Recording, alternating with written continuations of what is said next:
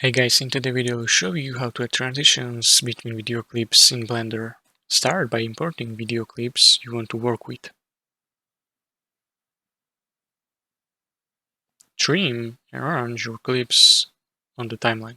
Place one of clips on separate channel, creating space between two clips. Hold down the Shift key and click on the both video clips to select them. Go to the Add, and here select Transition from the menu.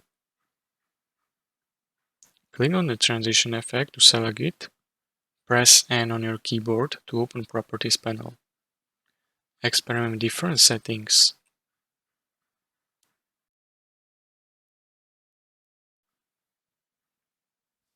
Now you can preview timeline. You can adjust position of clips or tweak transition settings until you achieve desired effect. And that's it. If you found this tutorial helpful, please consider subscribing and liking the video.